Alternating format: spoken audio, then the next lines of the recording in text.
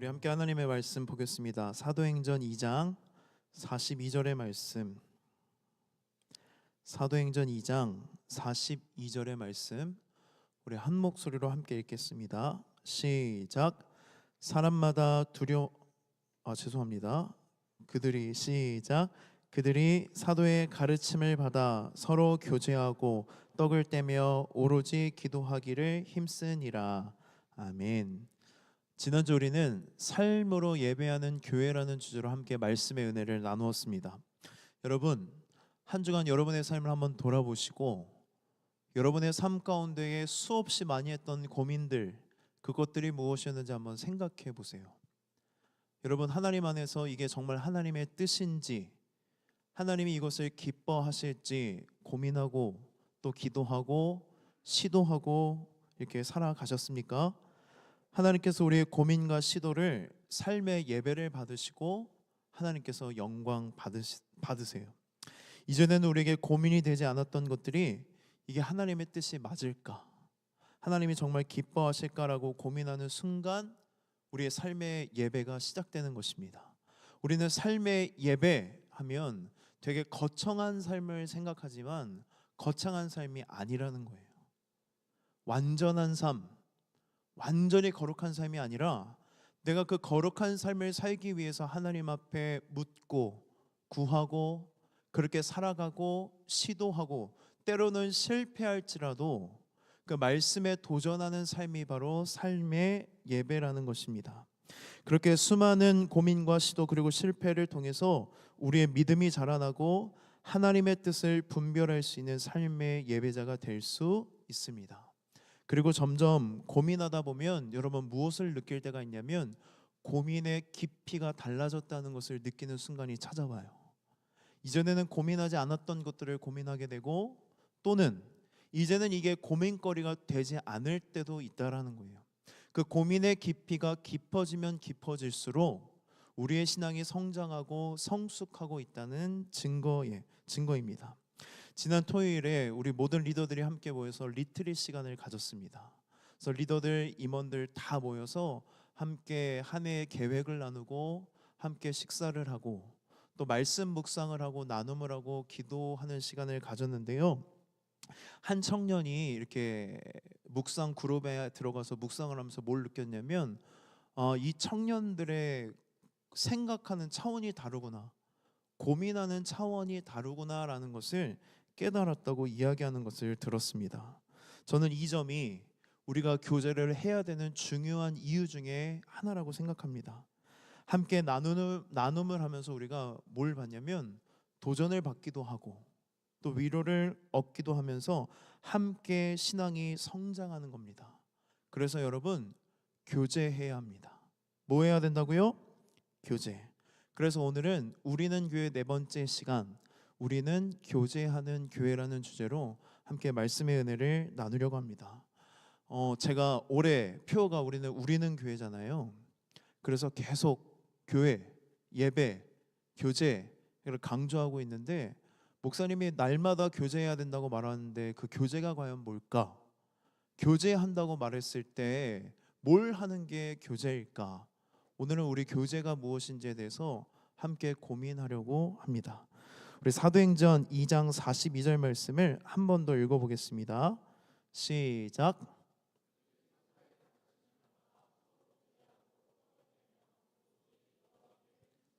아멘. 우리가 함께 읽은 이 사도행전 2장 42절 말씀은 초대교회의 모습을 기록한 말씀입니다. 초대교회라는 것을 교회에서 많이 들어봤는데 그냥 쉽게 생각하면 처음 세워진 교회들을 뭐라고 부르냐면 초대교회라고 부릅니다. 처음 세워진 교회의 모습을 보면 네 가지에 집중했던 것을 볼 수 있어요. 사도의 가르침을 받는 것, 떡을 떼는 것, 기도하는 것, 그리고 교제하는 것에 힘을 썼습니다. 우리가 읽은 우리말 성경을 보면 오로지 기도하기를 힘쓰니라 라고 되어 있어서 이 네 가지 중에 유독 또는 특별히 기도하는 데 더 집중했구나라고 읽을 수 있는데요. 헬라어 원어의 성경을 보면 이 긴 문장의 본 동사는 힘썼다예요. 힘썼다. 이 힘썼다에 네 가지 분사가 붙는 거예요. 뭐에 힘썼느냐? 사도들의 가르침을 받는 것에 힘을 썼고, 떡을 떼는 것에 힘을 썼고, 교제하는 것에 힘을 썼고, 함께 기도하는 것에 힘을 썼다는 의미예요. 사도의 가르침을 받았다는 것은 무엇을 의미하냐면 설교 말씀을 듣는 이 시간을 의미합니다. 그리고 떡을 떼었다라는 것은 무슨 의미냐면 성찬식을 했다는 거예요. 그리고 기도라고 말하는 것은 개인 기도의 개념이 아니라 함께 합심해서 뜨겁게 기도하는 것을 의미합니다. 그러니까 앞에 이 세 가지는 뭘 의미해요? 예배를 의미해요. 그리고 예배를 드린 이후에 이들이 뭐에 힘썼다? 교제하기에 힘을 썼다라는 것입니다. 예배는 교제로 이어집니다. 예배를 드린 이후에 그들은 서로 교제하는 데 집중하고 힘을 썼습니다. 이 힘쓰다의 헬라어 원어의 의미가 헌신하다, 집중하다라는 의미가 있는데요. 이 단어를 좀 더 강하게 표현하고 싶을 때 어떤 이들은 이 단어를 어떻게 번역하기도 하냐면 중독되다라고 번역하기도 해요. 중독되다. 그러니까 이들은 초대교회 그리스도인들은 예배에 중독되어 있었고 하나님께 중독되어 있었고 초대교회 성도들 간에 서로에게 뭐가 되어 있었다는 거예요?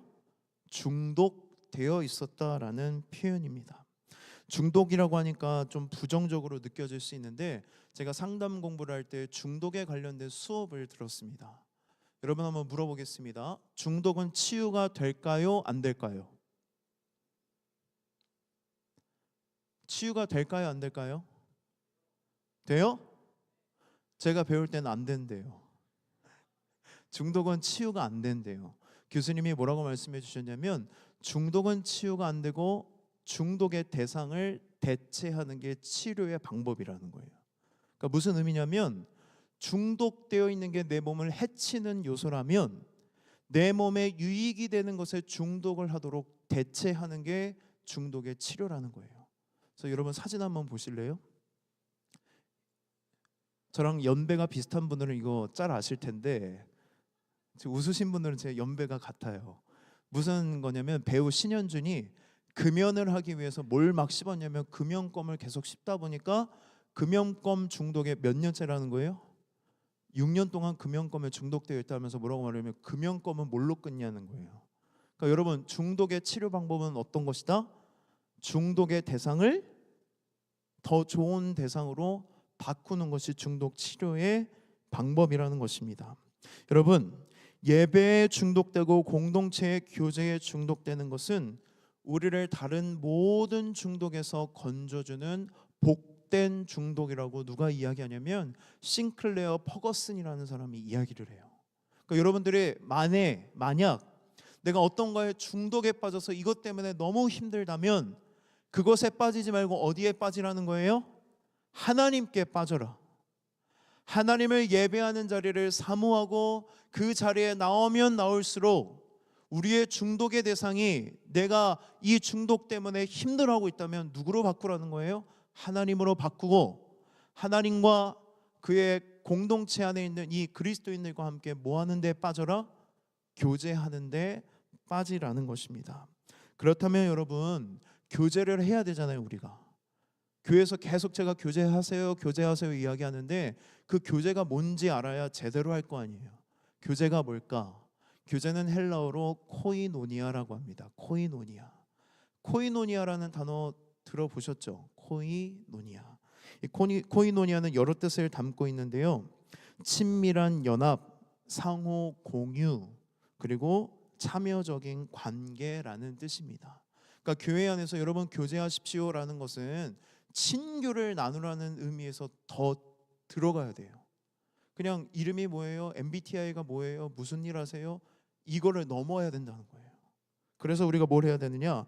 친밀하게 하나가 되어야 되고 함께 공유하는 것들이 있어야 되고 함께 참여하는 관계 안에 들어갔을 때에 비로소 우리가 교제했다, 코이노니아를 했다라고 말할 수 있는 거예요. 신약 성경에서는 사도행전 2장 42절에 이 교제라는 단어가 가장 먼저 쓰였지만 우리에게 무엇보다도 우선이 되고 중심이 되어야 되는 교제는 바로 무엇이냐면 하나님과의 교제입니다. 우리 두 절의 말씀 함께 읽어보도록 하겠습니다. 고린도후서 13장 13절 말씀 시작.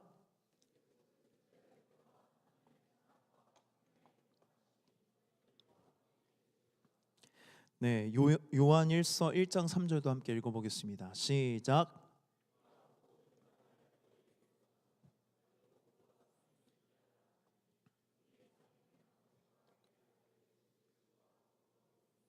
아멘.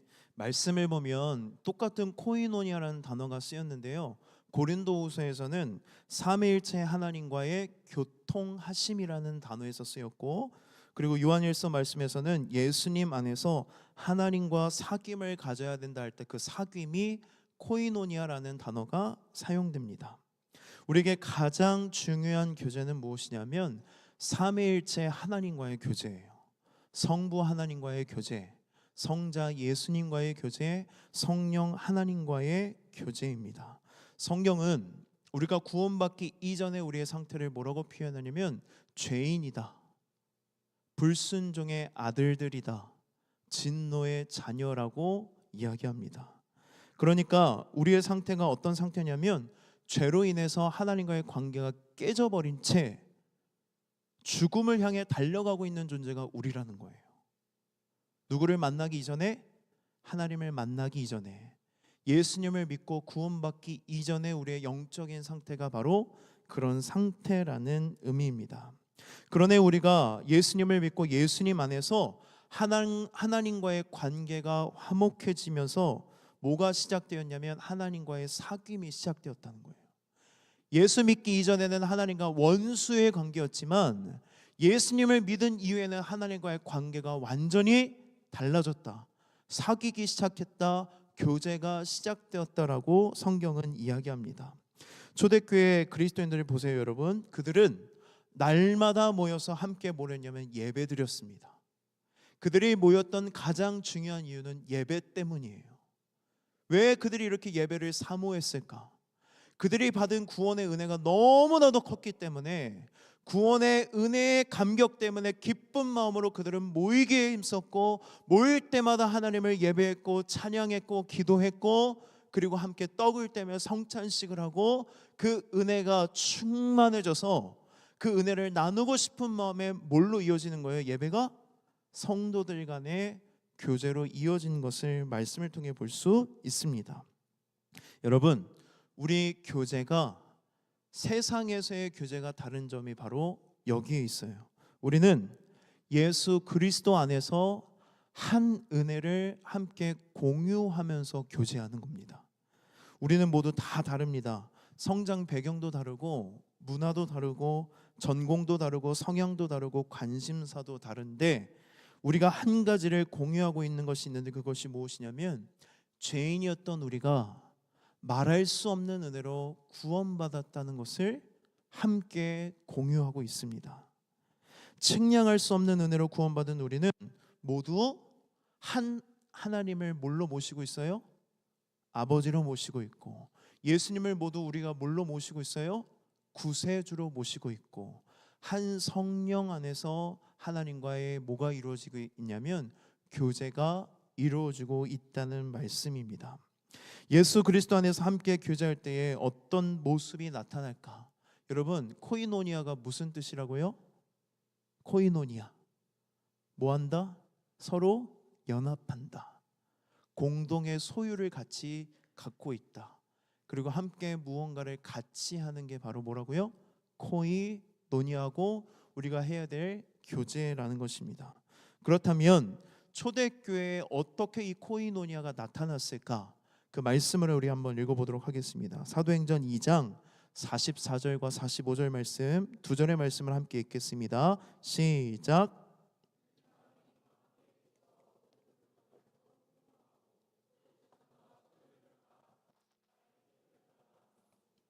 아멘. 아름다운 교회 모습이 나타나고 있죠. 서로 자기 것을 자기 것이라고 주장하지 않습니다. 다 뭐 하는 거예요? 공동의 소유로 내놔요.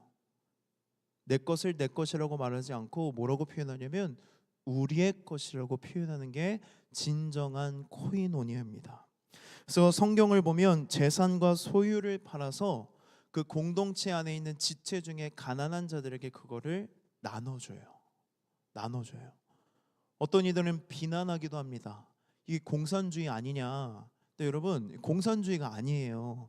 우리가 이렇게 잘못 이해하면 안 되는데, 이 공동의 소유를 내놓았던 재산들은 어떤 재산들이냐면 다 잉여 재산이에요. 잉여 재산. 잉여 재산이 뭐예요? 집이 2채면 내가 필요한 집은 몇 채예요? 1채. 그럼 1채를 뭐 하는 거예요? 팔아서 집이 없는 사람에게 나눠주는 거예요. 차가 2대예요. 우리 집에 1대만 있으면 돼. 그러면 나머지 1대를 팔아서 또는 그 차를 내놓는 거예요. 누구에게? 차가 없는 사람에게. 그러니까 내가 너무 많은 것들을 하나님에게 은혜를 받은 것들을 뭐 하는 거예요? 나누는 거예요. 이게 코이노니아예요. 공동의 뭐를 갖는 것? 소유를 갖는 것. 이뿐 아니라 코이노니아는 다른 성경에 보면 뭘로 이렇게 해석이 되고 있냐면 헌금으로 쓰이기도 합니다. 헌금. 예루살렘의 기근이 심할 때에 예루살렘에 있는 교회 성도들이 힘들다는 소식을 바울이 듣습니다. 근데 바울이 이 예루살렘 교회 유대인들을 도와주기 위해서 누구에게 편지를 하냐면 이방인 그리스도인들의 교회들에게 편지를 보내요. 예루살렘 교회에 있는 우리 친구들이, 우리 가족들이 이 기근 때문에 힘들다고 한다. 뭐를 모아달라? 헌금을 모아달라. 그때 그 헌금도 단어가 어떻게 쓰이냐면 코이노니아예요. 그러니까 여러분, 이 코이노니아는 무엇이냐면 희생적인 것입니다. 사랑하는 지체에게 자기의 생명과도 같은 것을 나누는 것, 희생이 기본이 되는 것, 서로 사랑하는 것이 뭐라고요? 진정한 교제. 하나님이 우리에게 말씀하신 교제, 우리가 해야 되는 교제가 바로 나에게 소중한 것이 누구에게도 소중한다는 것을 아는 거예요. 저 사람에게도 소중한 거구나. 나에게 소중한 거니까 나만 갖고 있어야지가 아니라 나에게 소중한 것은 저 사람에게도 소중하니 저 사람에게 소중한 것이 없으면 나의 소중한 것을 떼어서 내 생명과도 같은 것을 나누어 주는 것이 바로 뭐라는 거예요? 코이노니아라는 것입니다. 이런 물질적인 나눔뿐만이 아니라 정서적인 나눔도 코이노니아입니다. 로마서 12장 15절을 보면 이런 말씀이 있어요. 즐거워하는 자들과 함께 즐거워하고 우는 자들과 함께 울라. 그러니까 우리는 서로 기쁜 일이 있을 때 내일처럼 기뻐하고 정말 축하하고 또 때로는 하나님께 감사하기도 하는 거예요. 하나님 감사합니다. 그리고 슬픈 일이 있을 때 내일처럼 슬퍼하고 위로하고 또 그 사람을 위해서 기도하고. 여러분, 중요한 게 있습니다. 기도만 하는 게 아니라 기도하면 행하게 돼 있어요. 내가 그 사람을 위해서 뭘 더 해줄 수 있는지, 내가 할 수 있는 도움을 찾고 그 도움의 손길을 내미는 게 바로 정서적인 나눔, 정서적인 코이노니아라는 거예요. 오늘 우리가 준비 기도회 때 얘기했지만 우리 지체들 중에 오정훈이라는 지체가 있어요. 웃기세요? 정훈이가 오늘 오전에 카톡이 온 거예요. 어제 전화했었거든요. 잠깐. 근데 정훈이가 전화하면서 무슨 고민을 얘기했냐면 목사님, 여기 군부대 안에서 신앙을 갖고 싶어하는 애가 있는데 걔한테 제가 어떤 말을 해줘야 될지 모르겠어요 라고 말을 하는 거예요. 그래서 이렇게 해라, 이렇게 해라. 근데 목소리가 별로 좋지 않아서 너 감기 걸렸냐? 그랬더니 감기 걸렸대요. 또 오늘 오전에 카톡이 왔는데 정훈이가 목사님, 제가 감기가 심해져서 폐렴이 와가지고 병원에 입원하게 되었어요. 이렇게 연락이 온 거예요. 그래, 기도를 부탁한 거예요. 그래, 기도할게. 그래서 제가 오늘 기도의 인도를 하는 성우한테 부탁을 한 거예요. 우리 같은 지체니까 관심 갖고 기도했으면 좋겠다. 여기에 한 절반은 오정훈이 누군지도 몰라요. 그런데 여러분, 같은 지체니까 그런 애가 있나 보다. 군부대 안에서 열심히 전도하려고 하는 열망을 가진 친구고요. 이제 폐렴 때문에 군 병원에 입원하게 되었다고 하니까 여러분, 관심 갖고 이 정훈이가 병에서 빨리 치유될 수 있도록 기도하는 것, 그것이 바로 뭐라고요? 코이노니아입니다. 그리고 세 번째로 우리의 교제는 물질적인 나눔 그리고 정서적인 나눔뿐만이 아니라 어디까지 나아가야 되냐면 영적인 나눔까지 이어져야 합니다. 물질적으로 부유한 사람이 자신의 물질을 나누듯이 영적으로 부유한 사람이 있어요, 여러분. 신앙심이 깊고 이런 사람들도 이 영적인 나의 이 영성을 뭐 해줘야 된다는 거예요? 나눠줘야 된다. 하나님을 잘 모르는 이들에게 하나님에 대해서 가르쳐주고, 복음의 지식을 잘 모르는 이들에게 뭘 나눠주고? 복음의 지식을 나눠주고, 또 내가 경험한 은혜를 나누면서 믿음의 도전을 일으키기도 하고. 여러분 잘 들으세요. 때로는 하나님의 말씀대로 살아가지 못하는 지체들에게 권면의 말을 하는 것도 우리가 해야 되는 코이노니아입니다. 뭘 해야 된다고요? 권면을 하셔야 돼요. 우리 지체 안에 말씀대로 살아가지 못하는 지체들이 있다면 그 지체에게 우리가 권면의 말을 주저해서는 안 된다는 겁니다. 제가 MZ 세대들이잖아요, 여러분. 여러분들이랑 대화하고 교제하면서 MZ 세대의 특징 중에 하나를 잡았어요. 그게 뭐냐면 꼰대가 되지 말자, 나나 잘하자. 그러니 내가 저 사람한테 어떤 말을 해서는 안 돼라는 인식이 너무 크다는 것을 느꼈어요. 여러분 그런 걸 두려워하지 마시고 사랑의 마음으로 사랑하는 지체가 하나님의 말씀을 떠나 살고 있다면 하나님의 말씀이 무엇인지 가르쳐 줘야 되는 게 바로 우리가 해야 되는 코이노니아입니다. 그러니까 여러분 꼰대라고 생각하지 마시고, 그리고 그렇게 말하는 것을 꼰대라고 여기지도 마시고, 뭘 해주는 거냐면 하나님의 말씀이 있어야 할 자리에 말씀이 없다는 것을 보고 그 말씀을 넣어주는 거예요. 넣어주는 거예요. 그런데 이게 정죄가 되어서는 안 되겠죠. 제가 성경 공부에서 맨날 얘기합니다. 정죄와 권면의 차이는 사랑의 유무다. 사랑이 있으면 권면이 되지만 사랑이 없으면 뭐가 된다? 정죄가 된다. 그래서 여러분 사랑하는 지체들 가운데에 하나님의 말씀이 필요한 지체가 있다면 뭐 하셔야 돼요? 권면하셔야 돼요. 그게 바로 우리가 해야 될 영적인 코이노니아입니다. 이런 교제가 진정한 코이노니아라고 말할 수 있습니다.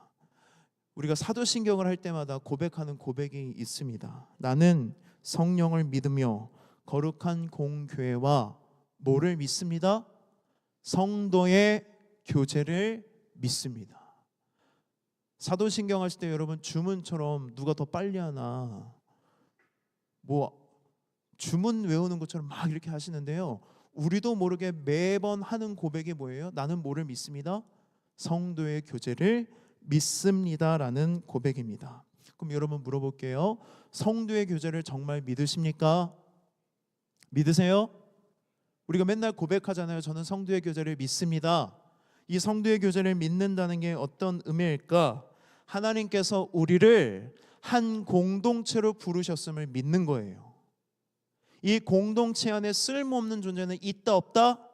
없다라는 것을 믿고 모든 지체를 소중히 여기는 믿음의 고백이며, 두 번째는 성도의 교제의 중요성을 알고 내가 성도의 교제를 하겠다는 믿음의 고백이고, 결단이 바로 내가 성도의 교제를 믿는다는 고백입니다. 종교개혁자 칼뱅이 성도의 교제에 대해서 이렇게 이야기를 해요. 우리 한번 읽어보도록 하겠습니다. 성도의 교제. 제가 읽을게요. 그리스도께서 우리를 위하여 자신을 주심같이 우리는 다른 사람을 위하여 우리 자신을 줘야 된다. 이것이 교제이다. 그리고 한 개인의 믿음의 성장과 거룩하게 됨은 중요합니다. 혼자서 이루어지는 것이 아니라 성도의 교제를 통해서 이루어진다. 여러분 동의하십니까? 그러니까 성도의 교제는 단순히 교회에 정착시키기 위한 프로그램이 아닙니다. 하면 좋고 하지 않아도 괜찮은 친교 수준이 아니라 내가 그리스도인으로서 이 땅에서 살아갈 때에 하나님 나라 백성답게 살아가는 삶의 방식이고 생존 방식이 바로 뭐냐면 성도의 교제라는 거예요. 혼자서 신앙생활을 할 수 있을까요, 여러분? 불가능합니다. 하나님께서는 우리에게 한 공동체가 되라고 말씀하셨고 한 몸 된 교회를 이루라고 명령하셨어요. 우리는 뭐가 필요하면 다른 그리스도인들이 필요해요. 여러분 한번 주위를 둘러보실래요?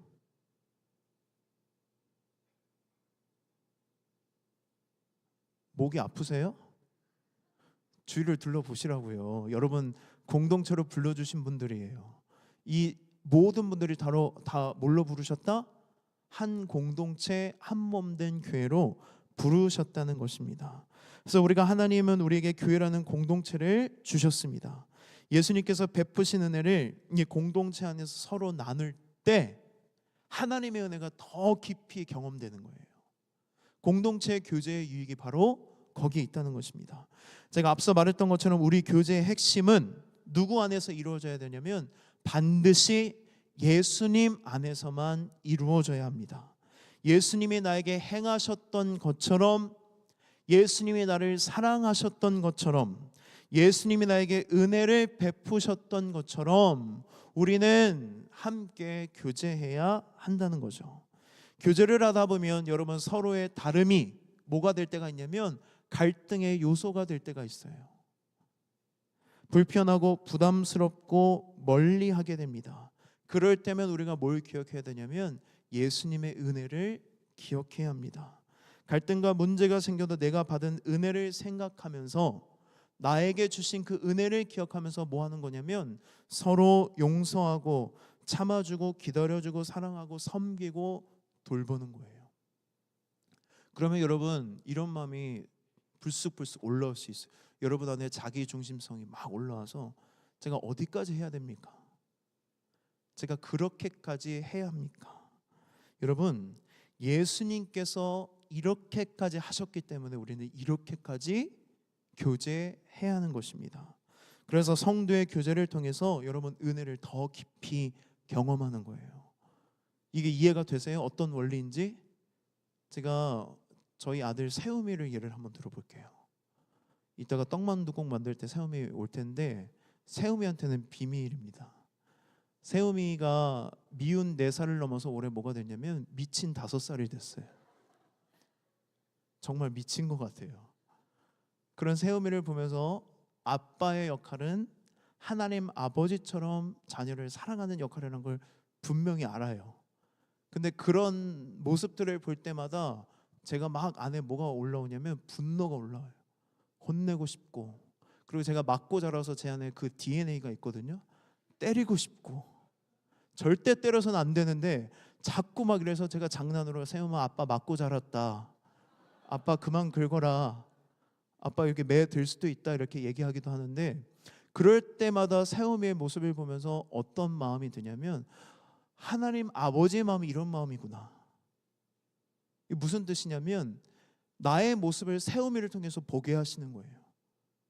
내가 이런 모습을 볼 때 하나님은 뭐 하셨구나? 사랑하셨구나. 끝까지 참으셨구나. 포기하지 않으셨구나. 하나님의 사랑과 하나님의 은혜가 언제 경험되어지냐면 공동체 안에서 교제를 할 때에 정말 교제하고 싶지 않은 사람의 모습을 보면서 교제를 해야 되잖아요. 그때 뭘 느끼는 거예요? 아, 하나님 저 모습이 제 모습이에요. 그런데 나에게 이런 은혜를 베푸셨네요. 그러면서 내가 다시 마음을 다잡고 교제하고 싶지 않은 사람과 뭘 해야 되는 거예요? 교제하는 거예요. 누구의 은혜를 기억하면서? 하나님의 은혜를 기억하면서. 그렇다면 우리가 이렇게 관심과 애정을 쏟아야 될 대상인 성도의 범위는 어디까지일까? 우리는 누구까지 사랑해야 할까? 여러분, 공동체 안에 속한 모두를 사랑해야 합니다. 사랑하지 않을 대상은 우리 교회 안에 없습니다. 모두 뭐 해야 돼요? 사랑하고 섬기고 교제해야 될 대상입니다. 우리는 계속해서, 잘 들으세요 여러분, 소그룹 안에 소그룹을 만들기를 원하는 마음들이 계속 일어나요. 무슨 의미냐면 우리가 소그룹을 하지만, 소그룹으로 나눠지지만 그 소그룹 안에서도 소그룹을 또 만들고 싶은 욕망이 생긴다는 거예요. 어떠한 마음 때문에? 나랑 맞는 사람, 뭔가 내 말을 잘 들어주는 사람, 뭔가 나랑 비슷하고 동질감을 느끼는 사람과 뭐 하고 싶은 마음이 계속 생겨요? 그 사람과 교제하고 싶다. 그 사람만이랑 교제하고 싶다. 그래서 우리가 자꾸 뭘 만듭니까? 소그룹을 계속 만들고 싶은 마음이 일어난다는 거예요. 여러분 잘 들으세요. 사역도 소그룹이 돼버리면 안 된다는 거예요. 사역하는 그 사역의 단체가 우리만 그 하나님 영광 받지 않으십니다. 그건 사역이라고 말할 수 없습니다. 소그룹을 만들면 안 돼요. 그럼 우리는 어떻게 해야 돼요? 서로가 다 우리가 교제해야 되고 서로가 우리가 사랑해야 될 대상이라는 것입니다. 자꾸 이런 욕망이 드러날 때에 이 공동체의 교제를 방해하고 공동체를 분열시키는 것입니다. 우리 교제의 기준과 본질이 뭐라고요? 누가 하셨던 것처럼? 예수님이 하셨던 것처럼. 여러분 예수님을 보십시오. 예수님은 나를 좋아하고 나를 따르는 사람들만을 위해서 죽지 않으셨습니다. 예수님을 비난하고 예수님을 십자가에 못을 받고 예수님을 부정하는 사람들을 위해서도 예수님은 뭐 하셨어요? 죽으시고 부활하셔서 그들을 사랑하신다고 말씀하십니다. 예수님의 사랑과 은혜가 우리 교제의 본질이기 때문에 우리 안에 계속해서 소그룹을 만들고 싶은 마음이 일어날 때마다 뭐 해야 돼요? 포기해야 돼요. 내려놓아야 합니다. 나와 맞는 사람을 선택해서 교제할 때의 공동체는 영적인 힘을 잃고 공동체는 무너지기 마련입니다. 여러분 우리에게는 선택권이 없다라는 거예요. 교제하고 싶은 대상에 대한 선택권이 있다 없다?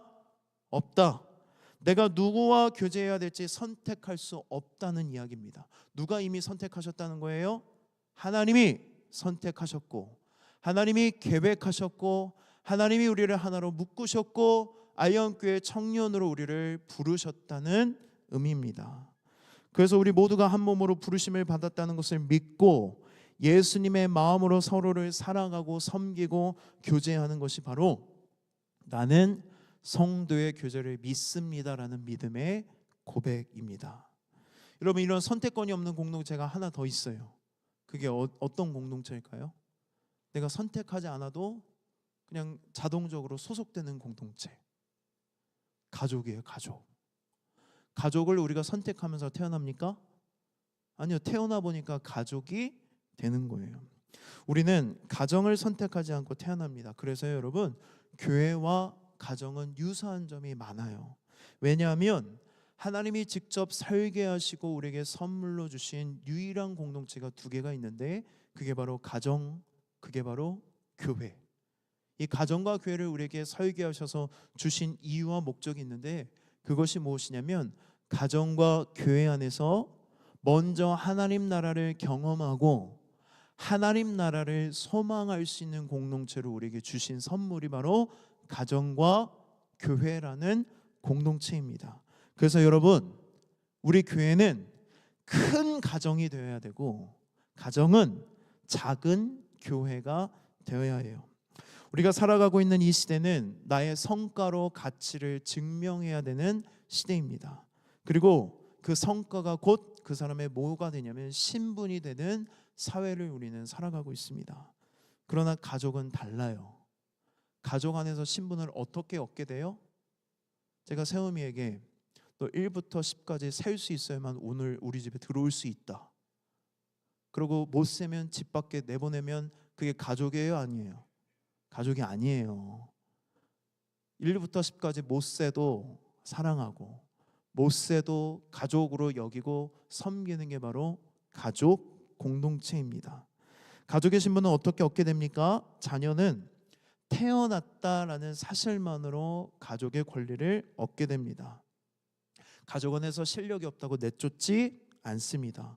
오히려 여러분 생산성이 낮은 자식을 건강한 자식보다 부모들은 더 챙기고 돌보는 공동체가 가족이에요. 이 가족과 유사한 교회도 마찬가지여야 합니다. 우리는 기업이 되어서는 안 되고 뭐가 되어야 된다는 거예요? 가족이 되어야 합니다. 가족이라는 이유 하나만으로 우리는 서로를 사랑하고 돌볼 의무가 있습니다. 가족은 능력으로 구분하지 않습니다. 오히려 힘이 없고 생산성이 없는 신생아를 더 사랑으로 돌보듯이 우리 공동체 안에 돌봄이 필요한 지체, 초신자, 그리고 무언가 독특하고 다른 것처럼 느껴지는 그 지체를 우리가 더 사랑하고 섬길 때에 하나님이 기뻐하시는 교회가 되고 하나님이 기뻐하시는 교제를 이루며 살아갈 수 있습니다. 우리가 함께 한 식탁에 앉아 식사를 한다고 해서 가족을 뭐라고 불러요? 식구라고 부르잖아요. 식구. 우리는 한 가족, 한 식구라고 말할 수 있습니다. 예수님의 식탁에 대해서 여러분 성경 말씀을 보면 나오잖아요. 복음서를 보면 예수님의 식탁은 상당히 파격적이에요. 예수님의 식탁에 둘러앉아 밥을 먹고 있는 사람들의 구성원들을 보면 대부분이 죄인들이에요.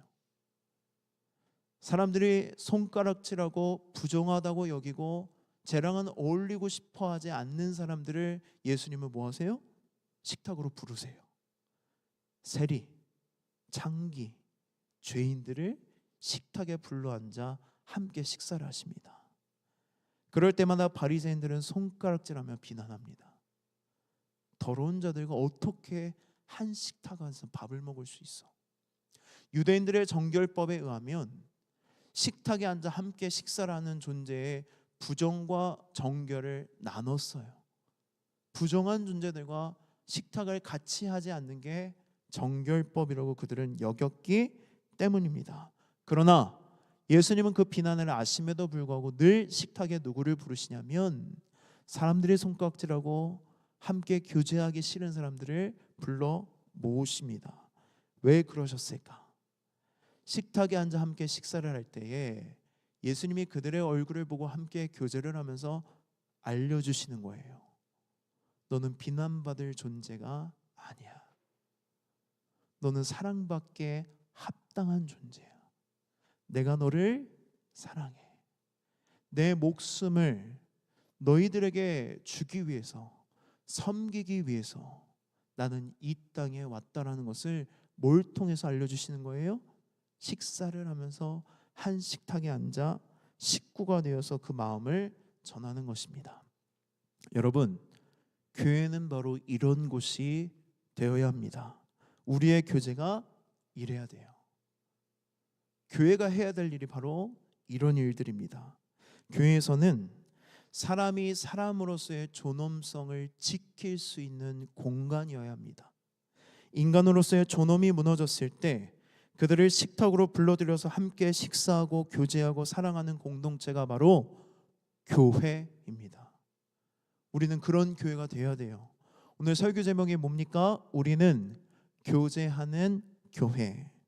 오늘 우리가 함께 예배를 드리고 식당에 내려가서 같이 만두를 빚고 떡만둣국을 만들어 먹습니다. 떡만둣국을 만들어 먹기로 한 건요, 제가 그냥 던진 말이었어요. 설교를 뭐 생각하고 한 게 아니라 우리 윷놀이 맨날 하니까 윷놀이 이번에 하지 말까? 그런데 제가 주제는 잡아놨거든요. 넷째 주에 우리는 교제하는 교회라고 설교할 건데 우리는 교제하는 교회가 됩시다 설교하고, 자 설날이니까 다들 집으로 가세요. 이제 맨날 하던 윷놀이 안 하겠습니다 하면 설교랑 좀 맞지 않아. 그래서 무슨 생각을 했냐면 우리가 식구인데 명절이면 식구들이 모여서 뭐해요? 만두도 빚고 전도 부치고 같이 식사하는 게 식구잖아요. 그래서 오늘 예배를 마치고 우리가 함께 만두를 빚어요. 어제 만두를 빚어봤거든요. 꽤 맛있어요. 임원들이 놀랐어요. 만두 빚는 것만 생각하다가 맛도 있네라고 생각하면서 되게 유익한 시간이 될 수 있겠다라고 하는데, 우리 유나가 무슨 얘기를 했냐면 함께 빚어져 가네라고 얘기를 하는데 은혜가 되더라고요. 함께 빚어지는 시간, 만두를 만들면서 함께 빚어지는 시간. 그래서 여러분, 시간이 되신다면 신청하지 않으셨더라도 또는 우리 교회에 등록하지 않고 오늘 예배를 드리려 오신 분들이라도 우리가 한 공동체이니 누구든지 1층에 오셔서 함께 만두 빚고 떡만두국을 만들어 먹고 교제하는 시간을 좀 가졌으면 좋겠어요. 그래서 여러분, 우리가 함께 한 공동체로 부르셨음을 믿고 예수님 안에서 예수님이 행하셨던 것처럼 서로를 섬기고 돌보고 헌신하고 교제할 때에 우리 교회가 교제하는 교회가 될 줄 믿습니다. 우리 그런 교제가 되기를 원하십니까? 그런 교회가 되기를 원하세요?